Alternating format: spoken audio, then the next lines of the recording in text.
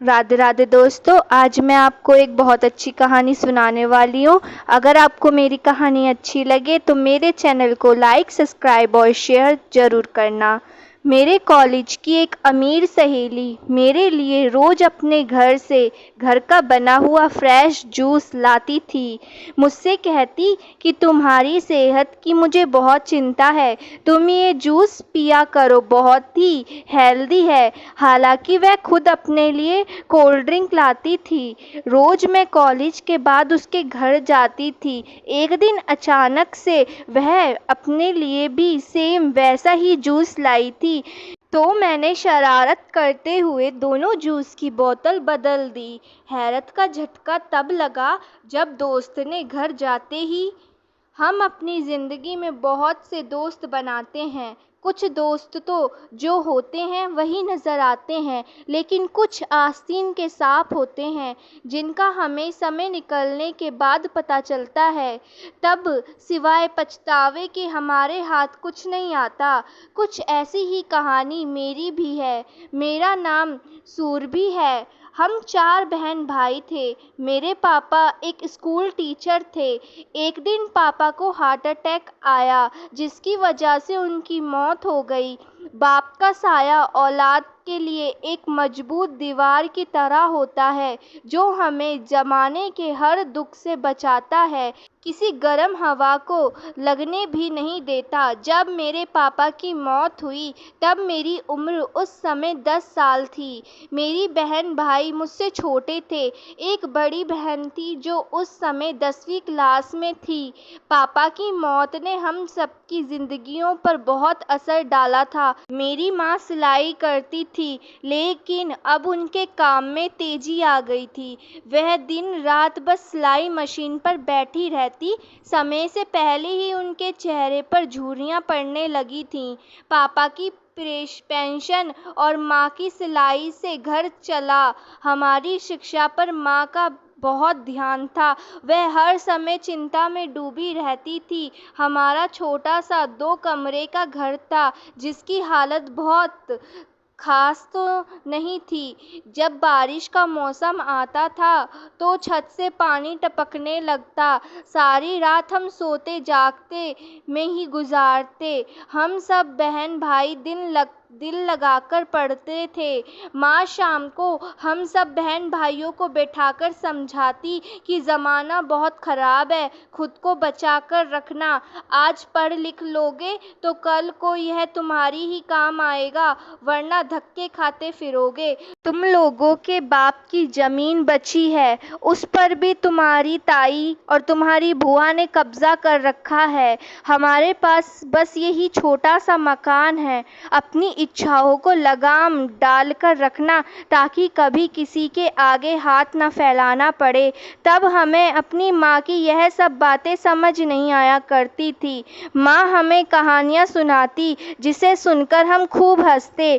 माँ हमें हंसाने की हर मुमकिन कोशिश करती थी कि उनके बच्चे खुश रहें, अपने बाप की कमी को महसूस ना करें। लेकिन मैंने कभी अपनी माँ के चेहरे पर मुस्कान नहीं देखी थी। कोई शादी होती या कोई पार्टी होती, माँ हमेशा सदा साफ और सफ़ेद कपड़ों में ही नज़र आती। उनके चेहरे पर एक उदासी सी छाई रहती थी। हमारे मामले में वह बहुत ज़्यादा सख्त भी हो चुकी थीं। दीदी ने आगे पढ़ना छोड़ दिया और माँ ने भी कहा, नहीं पढ़ना तो शादी करो और अपने घर की हो जाओ। और फिर दीदी ने माँ की यह धमकी सुनकर पढ़ाई करना शुरू कर दिया। मैं अपने घर की सबसे होनहार लड़की थी। मेरी मिसाल हमारे मोहल्ले वाले भी देते थे। जब 10वीं का रिज़ल्ट आया तो उसे देखकर मेरी माँ बहुत खुश हुई थी, क्योंकि मैं बहुत अच्छे नंबरों से पास हुई थी। उनका सर गर्व से ऊंचा हो गया था। अब मैं और दीदी मिलकर बच्चों को ट्यूशन देने लगे थे। अपने छोटे भाई बहनों को भी पढ़ाते थे। माँ का बोझ काफ़ी कम हो गया था। माँ ने एक अच्छे से कॉलेज में मेरा एडमिशन करवाया था। मैं बहुत ही चुपचाप रहने वाली लड़की थी। किसी से ज़्यादा दोस्ती करनी मेरी आदत नहीं थी। मैं साइंस के साथ पढ़ रही थी, अपनी क्लास की सबसे होनहार स्टूडेंट थी। जब मेरी दोस्ती सिमरन से हुई थी, वह बहुत ही अमीर घराने की लड़की थी। उसका रहन-सहन हम सबसे बहुत ही अलग था। उसे पढ़ाई में मदद चाहिए होती या कभी कोई काम होता तो मैं उसकी मदद कर देती, जिससे कि धीरे-धीरे हमारी दोस्ती होती गई। वह मेरे लिए आए दिन कुछ न कुछ लाती रहती, जिसको लेने से मैं मना कर देती। उसको बताती कि मेरी मम्मी बहुत ही सख्त हैं, वह मेरी उम्र का भी लिहाज नहीं करेंगी और मुझे बिना मारे नहीं छोड़ेंगी। उसने कहा, पागल, अब हर बात माँ बाप को थोड़ी बताई जाती है। इतनी प्यार से मैं तुम्हारे लिए ये ड्रेस लेकर आई हूँ, ऐसा करो छुपा कर रख लो, कभी कह देना अपनी पॉकेट मनी से खरीदी है। बहुत मना करने के बावजूद भी वह ड्रेस को मेरे बैग में डाल गई थी। मैं जब घर पहुँची तो पता नहीं क्यों मेरा सर झुका हुआ था। मम्मी सामने चारपाई पर बैठी बटन काट रही थी। मुझे देखते ही आगे बढ़ी, मेरा बैग थामा। तब मेरा दिल धड़क रहा था कि कहीं मेरी माँ वह ड्रेस ना देख ले, पर मम्मी ने कमरे में जाकर बैग रख दिया और मेरे लिए खाना ले आई। मम्मी ने आज मेरी पसंद का खाना बनाया था, पर अपनी माँ के सामने पहली बार अच्छे से मैं खा नहीं पा रही थी, क्योंकि मैं खुद को चोर महसूस कर रही थी। मम्मी मेरे चेहरे को देखती रही, फिर बोली, सुरभि, जानती हो, जब तुम छोटी थी तो अपनी बहन या भाई की चीज छुपा लेती थी, तब तुम मुझसे नजरें नहीं मिला पाती थी और मैं जान जाती थी कि तुम चोर हो। मैं अपनी माँ का हाथ पकड़ ली और उनसे कहा, आप मुझे कुछ कहेंगे तो नहीं? मम्मी ने कहा, पहले कभी बचपन में कुछ कहा है जो अब कहूँगी? मम्मी की बात सुनकर उनको याद दिलाया, आप मुझे बहुत मारती थीं। मम्मी हंसने लगी। मम्मी बहुत ही लंबे समय के बाद आज हंसी थी। मैंने मम्मी से कहा, मेरी दोस्त है, उसने मुझे एक गिफ्ट दिया है, और वह ड्रेस मैंने मम्मी के आगे कर दी। मम्मी ने उसे देखा तो कहने लगी, रख लो, गिफ्ट ही तो है, इनकार नहीं करते, पर कोशिश करना, आगे से उससे कुछ मत लेना। हम गरीब लोग हैं, हमारी और उनकी ज़िंदगी में बहुत अंतर है। वैसे भी मैं चाहती हूँ मेरी बेटी यह सब छोड़कर अपनी पढ़ाई पर ध्यान दे और एक अच्छी काबिल डॉक्टर बने। जब मैं बिल्कुल बूढ़ी हो जाऊँगी तो मेरी बेटी मेरा इलाज करेगी और मैं गर्व से सबको कह सकूँगी कि यह मेरी बेटी है, मेरी सुरभि है। मम्मी की बातें मुझे एनर्जी दे रही थीं, जिससे मेरी पढ़ाई की स्पीड और भी ज़्यादा तेज हो जाती थी। मैं आधी-आधी रात तक पढ़ाई करती। सबसे पहले उठकर मैं अपने आप भी भूल चुकी थी। वह ड्रेस मैंने वैसी की वैसी ही रख ली थी।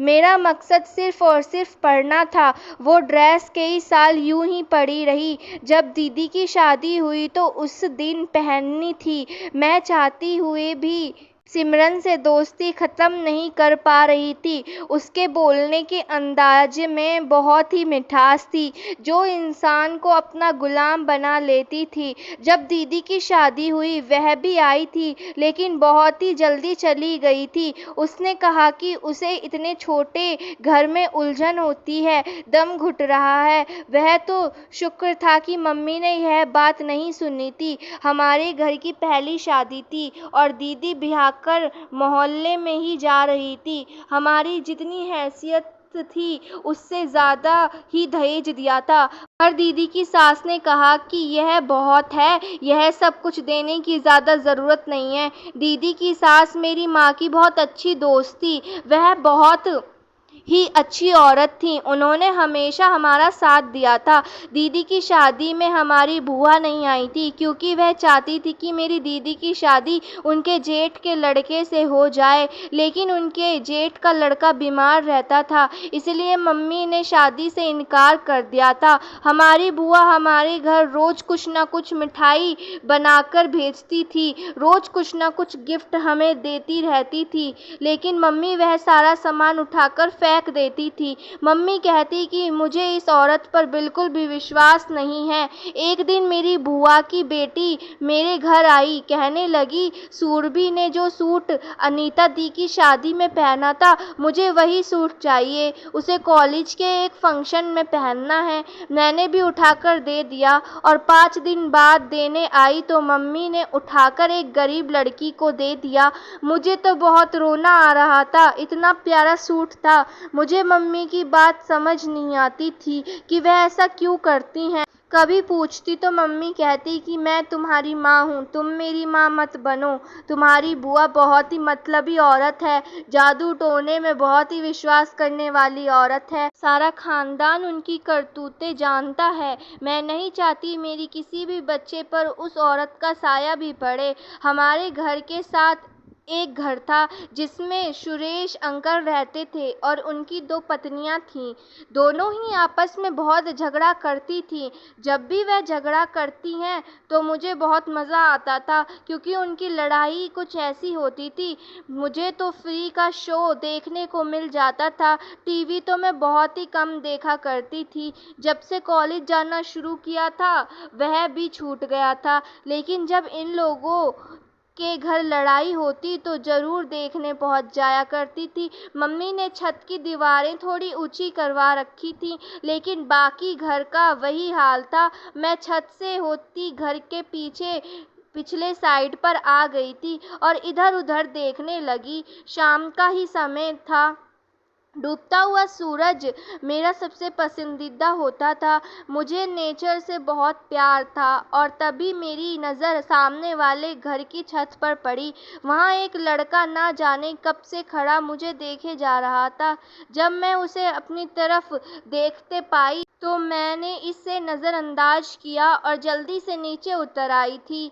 अब जब भी कभी छत पर जाने का मन होता तो वही लड़का मेरी आंखों के सामने घूम जाता और मैं छत पर जाने का इरादा छोड़ देती। लेकिन कुछ दिनों से कॉलेज जाते हुए रोज़ कोई मेरा पीछा करता था, ऐसा मुझे एहसास होने लगा था। मैं बहुत परेशान हो गई थी। मम्मी को बताना चाहती थी लेकिन बता नहीं पा रही थी, क्योंकि फिर वह भी परेशान हो जाती। और फिर कॉलेज से छुट्टी के समय एक लड़का मेरे सामने आकर खड़ा हो गया।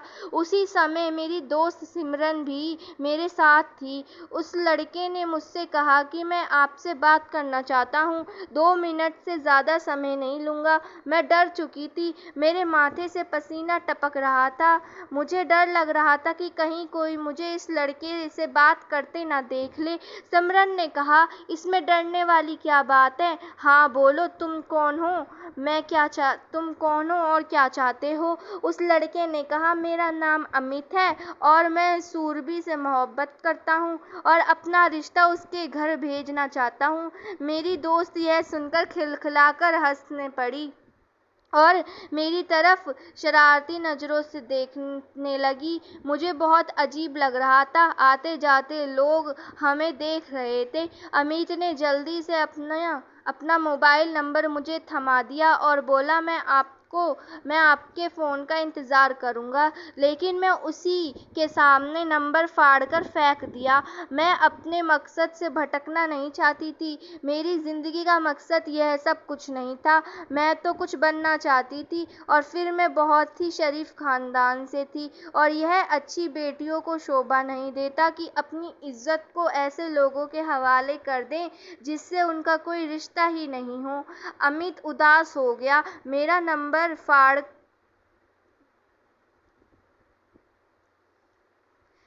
नंबर फाड़ने पर और वह फिर धीरे धीरे कदम उठाता चला गया। अब मैं परेशान होने लगी थी कि मेरी पढ़ाई भी डिस्टर्ब हो चुकी थी। मैं इन रास्तों पर चलना नहीं चाहती थी, फिर भी बार बार अमित के बारे में सोचने लगी थी। लेकिन जब अपनी माँ का चेहरा देखती तो हर ख्याल को अपने दिमाग से निकाल देती। कुछ दिन बीत गए। एक दिन अमित फिर मेरे रास्ते में आया। उसने कहा, बैठकर बात कर लेते हैं। लेकिन मैंने साफ मना कर दिया, बल्कि एक थप्पड़ भी उसके मुंह पर दे मारा। मेरी दोस्त मेरी तरफदारी करने की बजाय उस लड़की की साइड लेने लगी। मुझे बहुत बुरा लगा। मैं अब उससे भी दूर दूर रहने लगी थी। मेरी मम्मी भी समझाती कि तू अपनी सहेली से दूर रहा कर। पता नहीं क्यों मुझे वह लड़की अच्छी नहीं लगती। उस समय तो मैं अपनी माँ से बहस करने लग जाती थी कि मेरी एक ही तो सहेली है, आप क्या चाहती हैं, अब मैं बिल्कुल ही अकेली हो जाऊं। फिर सिमरन ने मुझसे माफ़ी मांगी और कहा कि तुम्हें उस इंसान की कदर करनी चाहिए। तुमने देखा नहीं वह तुमसे कितनी मोहब्बत करता है।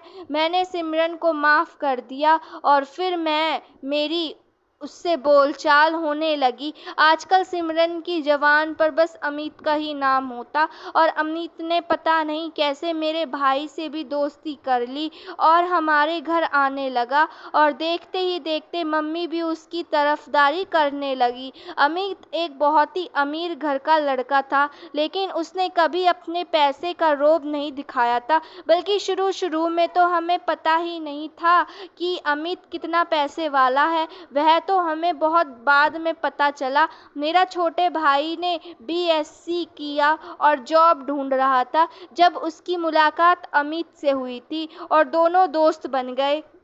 अमित की मदद से मेरे भाई को जॉब भी मिल गई और यह जॉब सिर्फ अमित की वजह से ही मिली थी, वरना ना जाने कितने मेरे भाई से भी ज़्यादा ऊंची ऊंची डिग्री लिए बैठे हैं और उन्हें जॉब नहीं मिलती। मम्मी कहती कि यह अमित का बहुत ही बड़ा एहसान है और फिर अमित की तरफदारी सुनकर मैं भी ना चाहते हुए अमित के बारे में सोचने लगी और धीरे धीरे अब हमारी बातचीत भी होने लगी। फिर मेरी पसंद मोहब्बत में बदल गई। हमारे कॉलेज में मोबाइल लेकर जाने की अनुमति नहीं थी, पर जब मैं अमित की मोहब्बत में पड़ी थी, मोबाइल छुपा कर ले जाती और फ्री पीरियड्स में अमित से बात करती। मैं अब धीरे धीरे पढ़ाई से कटती जा रही थी। मोहब्बत वाकई इंसान को निकम्मा बना देती है। अब मैं अपनी माँ से भी बातें छुपाने लगी थी, पर कहते हैं ना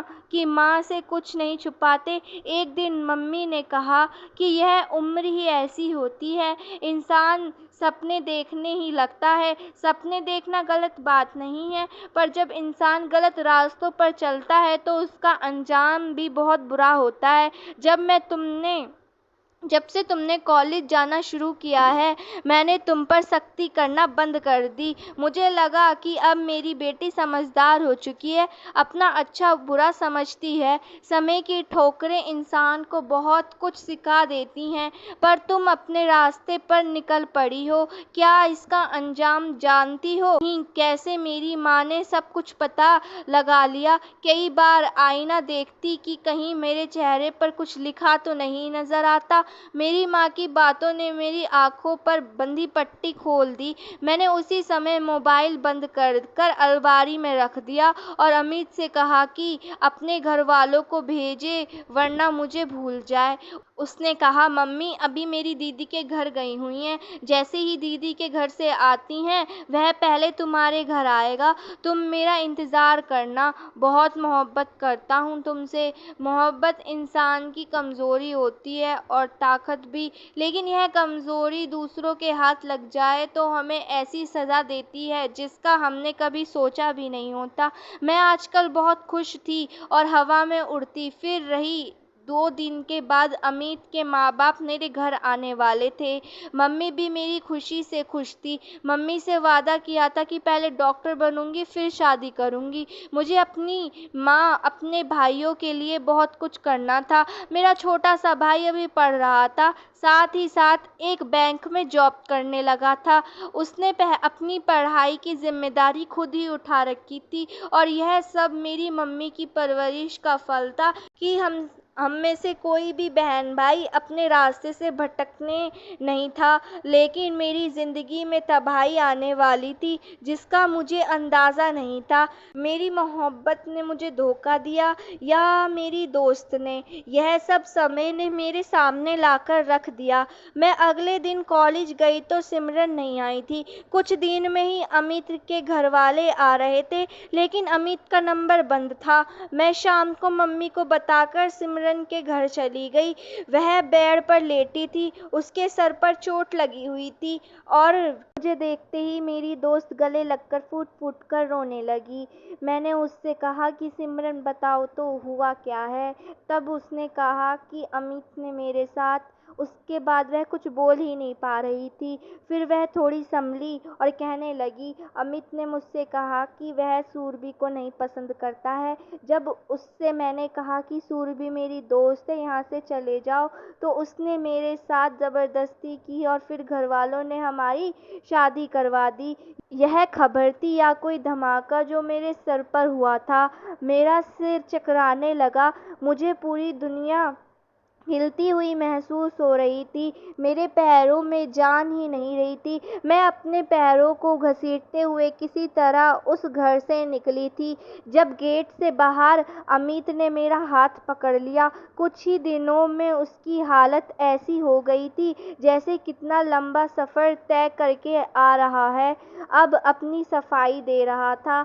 मगर मैं उससे धक्का देकर अपने घर आ गई। मुझे कुछ समझ नहीं आ रहा था। मेरी मोहब्बत ने मुझे धोखा दिया। मेरी माँ बहुत खुशी खुशी तैयारियां कर रही थी। मैं अब उन्हें क्या जवाब देती। हर समय अमित अमित करने वाले के साथ में अमित ने क्या किया। उसने मेरे दोस्त के साथ ही शादी कर ली। मैं अपनी माँ के गले लग गई और ऐसे रो रही थी जैसे मेरा कोई अपना मर गया है। मोहब्बत इंसान को अंदरूनी मौत मारती है। हमारे अपनी खुशियों को छीन कर हमें बहुत ही तकलीफ़ दे जाते हैं और कुछ तकलीफ़ की आग में हमें पूरी ज़िंदगी जलते रहते हैं। मुझे मोहब्बत रास नहीं आई थी। मैं हर मैदान में जीतने वाली आज अपनी किस्मत से हार गई थी। मेरी माँ मुझे देख देख कर तड़प रही थी। एक लंबे समय लगा था मुझे संभलने में, पर घाव अब भी ताज़े थे। मैं बहुत बदल चुकी थी, लेकिन फिर धीरे धीरे खुद को संभाला और अपनी पढ़ाई पर ध्यान दिया। सिमरन भी काफ़ी समय तक कॉलेज नहीं आई। उसकी पढ़ाई का 1 साल खराब हुआ था और फिर उसने दोबारा पढ़ाई शुरू की थी। वह बहुत बदल चुकी थी। खुश नज़र आती थी, पर रोज़ अपने घर का बना हुआ फ्रेश जूस मेरे लिए लाती थी। कहती, मुझे तुम्हारी सेहत की बड़ी चिंता है। खुद कोल्ड ड्रिंक पीती। समय के साथ साथ हमारी दोस्ती भी गहरी हो चुकी थी। कभी वह हमारे घर आ जाती तो कभी मैं उसके घर चली जाती। बस उसकी शादी पर नहीं जा सकी थी। वह अभी कॉलेज में थी और मैं यूनिवर्सिटी में पहुंच चुकी थी, लेकिन फिर भी मैं उसके घर चली जाया करती थी। मेरी माँ ने भी मुझे अनुमति दे दी थी। मैं अपनी माँ का सपना पूरा करने के बहुत पास थी। मेरी दोस्त मुझे 1 साल पीछे थी, लेकिन हमारी दोस्ती में कोई फ़र्क नहीं पड़ रहा था। एक दिन मैं उसके घर आ गई तो अचानक से वह अपने लिए भी वैसा ही जूस लाई थी। तो मैंने शरारत करने की सोची और दोनों जूसों की बोतल बदल दी। जब वह कॉल सुनकर वापस आई तो जूस की बोतल उठाकर एक ही घूंट में पी गई। रात का झटका लगा जब वह अचानक ही तड़पने लगी। मुझे कुछ भी समझ नहीं आया। मैं कमरे से बाहर भागी। जब सीढ़ियों पर मैं उस इंसान से टकरा गई जिससे मैं बहुत नफरत करती थी और मैं उसका नाम भी सुनना नहीं चाहती थी। वह मेरी सहेली का पति अमित था। उसने मुझे घबराया हुआ देखा तो पूछा, सूरभि सब ठीक तो है ना? मुझे उस समय अपनी सहेली की चिंता थी। मैंने कमरे की तरफ इशारा किया।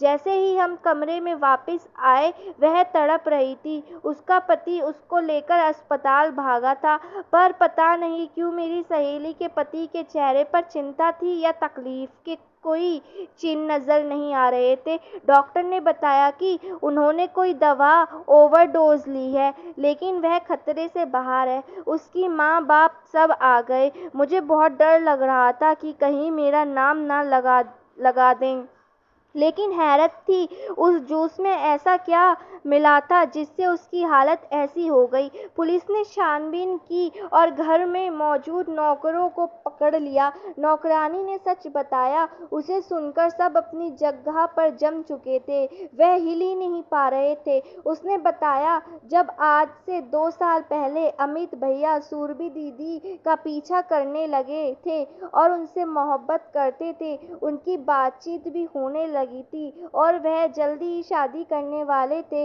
जिस दिन अमित भैया ने अपने घर वालों को सुरभि दीदी के घर भेजना था, तब सिमरन दीदी ने अमित भैया को मेरे हाथ एक संदेश भेजा कि सुरभि दीदी उनसे कुछ बात करना चाहती है, लेकिन वह सबके सामने बात नहीं कर सकती, इसलिए रात को 11 बजे सिमरन दीदी के घर में आ जाना। अमित भैया कुछ नहीं जानते थे। मैं उनको रात को सिमरन दीदी के कमरे में छोड़ आई। सिमरन दीदी ने अमित भैया के लिए जूस बनाकर रखा था।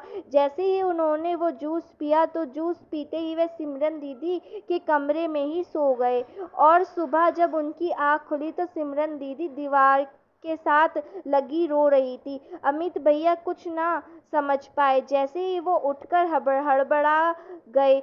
हड़बड़ाने लगे। दीदी ने कहा कि रात को उन्होंने उनसे बदतमीजी की है और उन्होंने शोर मचा दिया और तभी सिमरन दीदी के घर वालों ने अमित भैया पर केस करने का कहा और उनके घर वालों को भी बुला लिया। सबके सामने मुझसे गवाही ली और मैंने झूठी गवाही दी कि अमित भैया खुद कमरे में गए और दरवाज़ा बंद कर लिया। मैं दरवाज़ा पीटती रही पर सिमरन दीदी के चीखने की आवाज़ें आती रहीं।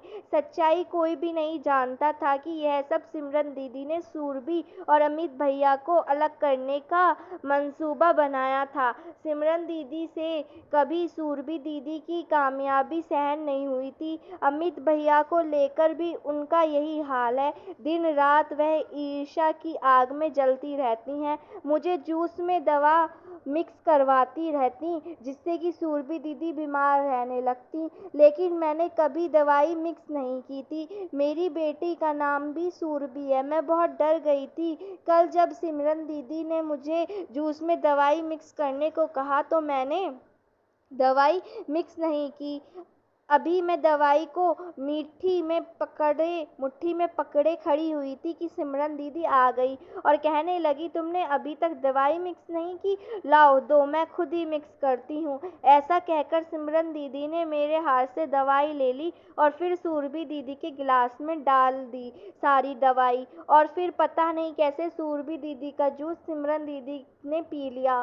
फिर उनकी यह हालत हो गई। मैं सिमरन दीदी के हर राज से जानकार हूँ। वह मुझसे पाप करवाती रही। जब उनकी शादी को काफ़ी समय हो गया तो वह फ़ोन पर किसी से बात कर रही थी, किसी से कह रही थी कि मैंने ना जाने कितने पापड़ बेले तब जाकर अमित से शादी हुई, लेकिन अमित मुझसे दूर दूर रहता है। वह मुझसे शायद मोहब्बत करता ही नहीं, उसके दिल में तो शायद अब भी सुरभि बसी हुई है। नौकरानी यह सब बातें सुनकर माफ़ी मांग रही थी।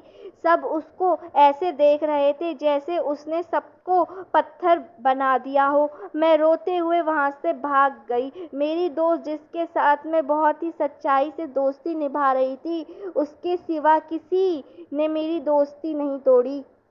वही मेरी आस्तीन का सांप निकली। वह मुझे एक बार कह देती कि सुरभि मुझे अमित से शादी करनी है तो मैं खुशी से पीछे हट जाती। मैं रोते हुए भागती हुई अपने घर चली गई। तभी मुझे अपने पीछे अमित की आवाज़ आ रही थी। वह मुझे पुकार रहा था, लेकिन मैं पागलों की तरह तेज़ी से भागे जा रही थी। मुझे अपनी माँ की बात याद आ रही थी कि कभी किसी इंसान पर हद से ज़्यादा भरोसा नहीं करना चाहिए कि वह आपको तोड़ डाले, आपके साथ खेल खेल जाए। रिश्ता कोई भी हो, उसे उसकी हद में ही रहना चाहिए। मैं टूट चुकी थी इतने साल, तब अपनी मोहब्बत को बेवफा और धोखेबाज समझती रही और अपनी दोस्त पर आंख बंद कर कर भरोसा करती रही। मुझे तो पता ही नहीं था कि लोग मेरी सादगी का, मेरी सच्चाई का फ़ायदा उठा रहे हैं। अमित भागता हुआ मेरे पास तक आ चुका था और रास्ता रोक कर खड़ा हो गया। अमित मुझसे कहा कि सुरभि, मेरी मोहब्बत झूठी नहीं थी। तब तुमने अपनी दोस्त का विश्वास किया और मुझे छोड़ दिया। मैं आज भी तुमसे मोहब्बत करता हूँ और ज़िंदगी की आखिरी सांस तक तुम्हारा इंतज़ार करता रहूँगा। मेरी आंखों में आंसू भर आए थे। मैंने कहा, अमित, तुम्हें ज़िंदगी की आखिरी सांस तक मेरा इंतज़ार करने की ज़रूरत नहीं है। तुम्हारा इंतज़ार आज यहीं पर ख़त्म होता है। मैं अमित के हाथों को थाम ली। अमित को मेरी बात पर विश्वास नहीं हो रहा था। उसने कसकर मुझे सीने से लगा लिया। उसने मेरा हाथ थाम लिया और हम खुशी खुशी रहने लगे। धन्यवाद दोस्तों।